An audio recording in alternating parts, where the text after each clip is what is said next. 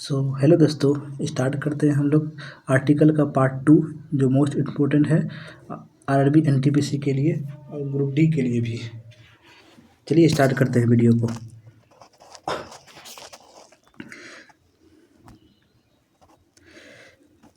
पिछले वीडियो में हम लोग पढ़े थे आर्टिकल 11 तक पढ़ लिए थे। आर्टिकल 12 से स्टार्ट करते, ठीक है।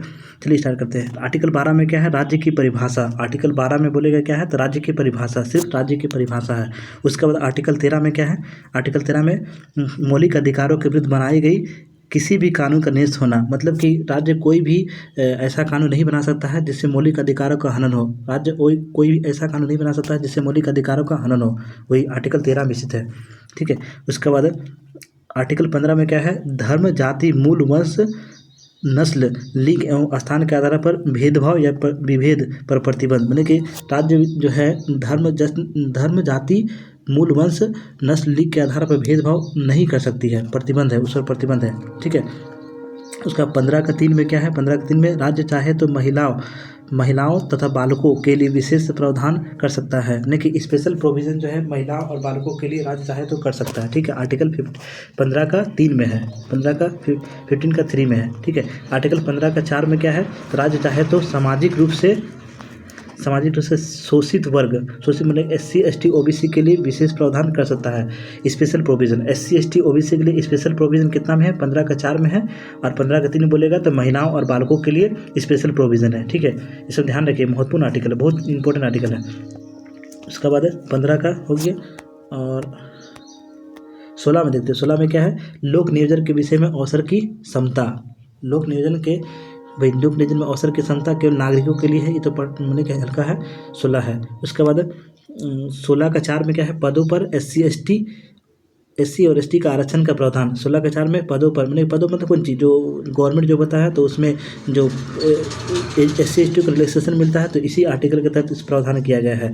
तो इसमें पदों पर SC ST का प्रावधान 16(4) में स्थित है। उसके बाद 18 में हम लोग पता है उपाधियों का अंत है, उपाधियों का अंत। उसके बाद 18(1) में क्या है? 18(1) में डॉक्टर और सेना के व्यक्ति अपने नाम के बाद उपाधियों का इस्तेमाल कर सकता है।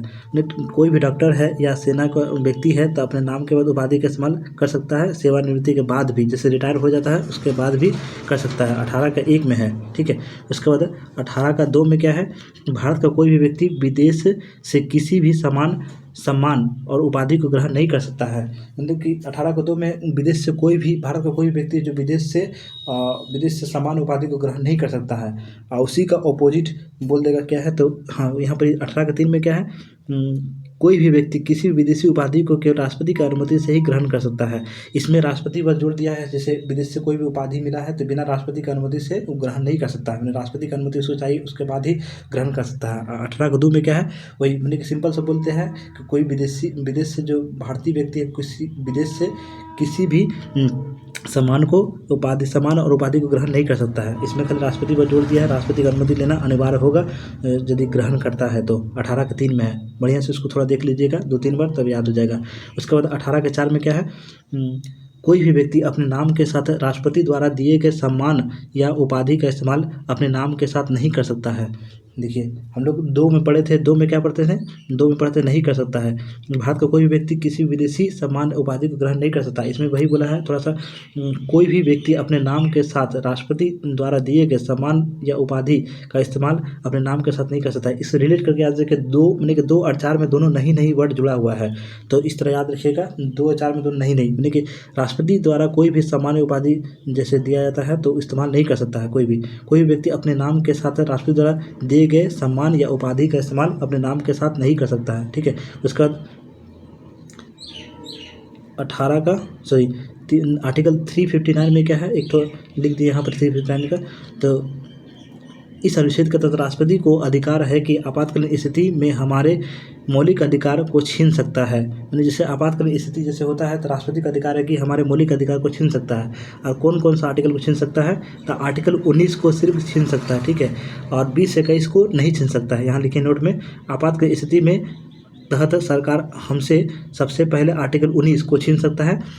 इससे इसमें जो है बोलने व शांतिपूर्ण सम्मेलन आते हैं, बोलने का स्वतंत्रता और शांतिपूर्ण सम्मेलन करने की स्वतंत्रता आता है, तो वही अधिकार छीन सकता है। और 20 से 21 को नहीं छीन सकता है। आगे देखते हैं। तथा इसमें कभी भी आर्टिकल 20 तथा आर्टिकल 21 को कभी नहीं छीन सकता है, ठीक है, बोल दिए थे। उसके बाद आर्टिकल 21 में क्या है, प्राण और देश स्वतंत्रता का संरक्षण है। प्राण और देश स्वतंत्रता का संरक्षण कितना में, आर्टिकल 21 में। निजता का अधिकार, निजता का अधिकार भी आर्टिकल, राइट टू प्राइवेसी, जब हम लोग प्राइवेसी कुछ होता है तो उसका आर्टिकल कितना में, आर्टिकल 21 में है। अब आर्टिकल 22 पहले देख लेते हैं। गिरफ्तारी के संदर्भ में संरक्षण है, गिरफ्तारी के संदर्भ में संरक्षण, गिरफ्तारी के जहाँ गिरफ्तारी वर्ड आ जाए तो बस आर्टिकल 22 मार दीजिएगा, सही हो जाएगा, गिरफ्तारी के संदर्भ में संरक्षण। उसके बाद आर्टिकल 25, आर्टिकल 25 देखते हैं। अंतःकरण की स्वतंत्रता और अपने धर्म को प्रचार करने की स्वतंत्रता। अंतःकरण, अंतःकरण जहाँ वर्ड आता है बस वही, अंतःकरण की स्वतंत्रता और अपने धर्म को प्रचार करने की स्वतंत्रता, प्रचार करने की स्वतंत्रता, प्रचार प्रसार, तो आर्टिकल 25 में स्थित है, ठीक है। आर्टिकल 26 में कौन सी है, धार्मिक कार्यों पर प्रबंध की स्वतंत्रता, मैनेजमेंट जो होता है ना, धार्मिक कार्य पर मैनेजमेंट जितना करते हैं तो वही उसी की स्वतंत्रता है, आर्टिकल 26 में स्थित है। आर्टिकल 27 में क्या है, भारत में प्रत्येक धार्मिक आय को कर मुक्त माना जाएगा। भारत में प्रत्येक धार्मिक आय को कर मुक्त माना जाएगा, जितना भी धार्मिक कार्य है उसको कर मुक्त माना जाएगा, आर्टिकल 27 में स्थित है। उसके बाद आर्टिकल 28 में कैसे, भारत में कोई भी शैक्षणिक संस्थान धार्मिक शिक्षा नहीं देगा। कोई भी जैसे शैक्षणिक संस्थान है वो धार्मिक शिक्षा नहीं देगा, लेकिन अल्पसंख्यक जो माइनॉरिटी है को अधिकार है कि वे धार्मिक शिक्षा का प्रचार प्रसार करने के लिए विशेष संस्थान की स्थापना कर सकता है। धार्मिक शिक्षा का प्रचार प्रसार करने के लिए केवल अल्पसंख्यक का अधिकार है कि वह प्रचार प्रसार कर सकता है। हम लोग पढ़ा था आर्टिकल 25 में क्या है, धर्म का प्रचार प्रसार करने का अधिकार देता है, इसमें लेके धार्मिक शिक्षा बोला, ठीक है। धार्मिक शिक्षा का प्रचार प्रसार करने का अधिकार किसको, अल्पसंख्यक माइनॉरिटी को है। उसके बाद आर्टिकल 28, 29 बहुत इंपॉर्टेंट है, 29 संस्कृति और शैक्षणिक संस्थानों का अधिकार, केवल यही लाइन दे देता है, संस्कृति और शैक्षणिक संस्थानों का अधिकार किस आर्टिकल में है, तो आर्टिकल 29 में स्थित है। किसी भी संस्कृति को मानने वह प्रचार प्रसार करने का अधिकार है, किसी भी संस्कृति को मानने व प्रचार प्रसार करने का अधिकार 29 में स्थित है। और 30 में क्या है, 30 आर्टिकल 30 में किसी व्यक्ति को शैक्षणिक संस्थान में प्रवेश करने से रोका नहीं जा सकता है। कोई भी व्यक्ति उसको बोले कि शैक्षणिक संस्थान में प्रवेश करने से रोका नहीं जा सकता है। किसके संदर्भ में, धर्म जाति वंश के आधार पर उसको रोका नहीं जा सकता है, ठीक है। तो आर्टिकल 30 में स्थित है। अब आर्टिकल 31 का भी देखते हैं। भूमि सुधार कानून को अदालती चुनौतियों से बचाने के लिए पेश किया गया था। जैसे आर्टिकल 31 का बी में क्या है, तो भूमि सुधार कानून को अदालती चुनौतियों से बचाने के लिए पेश किया गया था, ठीक है। उसके बाद आर्टिकल 350 का एक में क्या है, 350 का ए में क्या है, तो राज्य का कर्तव्य कि वह राज्य की प्रारंभिक शिक्षा वह वहाँ की लोकल भाषा में दे। यानी कि प्रत्येक राज्य का कर्तव्य कि जो वहाँ का लोकल भाषा है, जो प्राथमिक शिक्षा है तो वहाँ का लोकल भाषा में ही दे, आर्टिकल 350 का ए में है। उसके बाद 351 में क्या है, तो हिंदी भाषा का विकास, हिंदी भाषा का विकास कितना में है, 351 में हिंदी भाषा का विकास है, ठीक है। और जो ये 350 का ए और 351 जो है आर्टिकल किस भाग में आता है, तो भाग 17 में आता है, ये भी क्वेश्चन देता है। 350 ए और 351 भाग कितना में आता है, तो भाग 17 में आता है, ठीक है। आगे देखते हैं। उसके बाद आर्टिकल 36 में क्या है, तो राज्य के नीति निषेध तत्वों की परिभाषा है। राज्य के नीति निर्देशक तत्वों की परिभाषा याद रखिएगा। राज्य की नीति तत्वों की परिभाषा आर्टिकल 36 में स्थित है। उसके बाद 37 में क्या है, संसद का अधिकार है कि वह नीति निर्देशक तत्वों में संशोधन कर सकती है। संसद को अधिकार है कि वह जो नीति तत्व उसमें संशोधन कर सकते हैं, लेकिन नीति तत्वों को न्यायालय में चुनौती नहीं दे सकते हैं। लेकिन जो नीति तत्व है उसको न्यायालय में चुनौती नहीं दे सकते, ये बहुत इंपॉर्टेंट है। उसको न्यायालय में चुनौती नहीं दे सकते, लेकिन संशोधन कर सकती है, आर्टिकल 37 में स्थित है। उसके बाद आर्टिकल 38 में क्या है, राज्य का कर्तव्य है कि वह लोगों के कल्याण के लिए सामाजिक आर्थिक राजनीतिक कार्यक्रम चलाए, ये भी बहुत इंपॉर्टेंट है। राज्य का, प्रत्येक राज्य का जो कर्तव्य है लोगों के कल्याण के लिए, कल्याणकारी राज्य की स्थापना कितना आर्टिकल में है, तो वही 38 में स्थित है। और लोगों के कल्याण के लिए सामाजिक आर्थिक राजनीतिक कार्यक्रम चलाए, वो भी 38 में स्थित है, ठीक है। उसके बाद आर्टिकल 39 बोलेगा या 39 का डी, दोनों में एक ही है, ठीक है। समान कार्य के लिए समान वेतन देना राज्य का कर्तव्य है, ठीक है। तो उसमें पुरुष और महिला दोनों है, जो पुरुष और महिला दोनों को समान कार्य के लिए समान वेतन देना 39 का डी और 39 में भी है। उसके बाद 39 का ए में क्या है, निःशुल्क कानूनी सहायता, निःशुल्क इसको 42वां संविधान संशोधन द्वारा जोड़ा गया था, जो कि बना था, ठीक है। राज्य कर्तव्य के नागरिकों के समान न्याय और समान न्यायिक मदद दे, वही निःशुल्क मैंने कि निःशुल्क कानूनी सहायता दे, ठीक है। उसके बाद आर्टिकल 40 में क्या है, प्रत्येक राज्य में पंचायतों और निकायों का गठन है। प्रत्येक राज्य में पंचायतों और निकायों का गठन, वही पंचायतों का गठन कितना में है, तो आर्टिकल 40 में स्थित है। अब 41 देखते हैं, कार्य पाने का अधिकार, बहुत इंपॉर्टेंट क्वेश्चन 41, कार्य पाने का अधिकार कितना आर्टिकल में है, तो 41 में। बेरोजगार के मामले में सार्वजनिक सहायता, बेरोजगारी के मामले में सार्वजनिक सहायता आर्टिकल 41 में स्थित है। उसी का ओब्लिक देखे हैं राज्य का अधिकार है कि वह प्रत्येक नागरिकों को कार्य का अवसर प्रदान करे। राज्यों का अधिकार है कि वह प्रत्येक नागरिक को कार्य का अवसर प्रदान करे। तीनों लाइन जो बहुत इंपॉर्टेंट है, सब एग्जाम में दिया हुआ है। कार्य पाने का अधिकार कितना आर्टिकल में 41 में स्थित है। बेरोजगारी के मामले में सार्वजनिक सहायता कितना आर्टिकल में है, तो 41 में। राज्य के अधिकार है कि वह प्रत्येक नागरिक को कार्य का अवसर प्रदान करे, 41 में स्थित है। उसके बाद 42 में कुछ 42 में मेटर्निटी रिलीफ है और अपने के न्याय संगत एवं मानवीय दशाएं उपलब्ध कराना, न्याय संगत मानवीय दशा उपलब्ध करना मेन है। 42 का ये वाला मेटर्निटी जो रिलीफ है ना, बहुत इंपॉर्टेंट। मातृत्व राहत, जो कार्यस्थल पर महिला को गर्भाशय के दौरान सहायता मिले, जो कार्यस्थल पर महिला जैसे है तो उसमें गर्भाशय है तो उसको सहायता मिले, मेटर्निटी रिलीफ उसी को बोलते हैं। 42 आर्टिकल में दिया था इस बार एनटीपीसी में। उसका 35 में क्या है, मौलिक अधिकारों पर कानून बनाने का अधिकार संसद को है। मौलिक अधिकारों पर कानून बनाने का अधिकार किसे है, संसद को है। आर्टिकल 35 में स्थित है, बहुत इंपॉर्टेंट है भी। उसके बाद 43 में आर्टिकल 43 में क्या है, कार्य करने के लिए न्यूनतम मजदूरी देना राज्य का कर्तव्य है। कार्य करने के लिए जो न्यूनतम मजदूरी देता है तो राज्य का कर्तव्य 43 में स्थित है। उसके बाद आर्टिकल 43 का बी में क्या है, 43 का बी, ये भी बहुत 43 का बी बार देता है, सहकारी समिति पर लोकतांत्रिक नियंत्रण को बढ़ावा देना। सहकारी समितियों पर लोकतांत्रिक नियंत्रण को बढ़ावा देना, इसे कितनावां संविधान संशोधन जोड़ा गया था, तो 97वें संविधान संशोधन के द्वारा 2011 में जोड़ा गया था। याद रखिए 2011 भी याद रखिए, 97 संविधान संशोधन 2011 में जोड़ा गया था।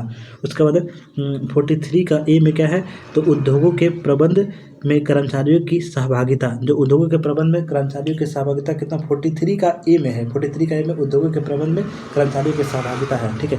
उसके बाद 44 में क्या है, सामाजिक नागरिक संहिता, समान नागरिक संहिता है। समान नागरिक 44 में क्या है, समान नागरिक संहिता है।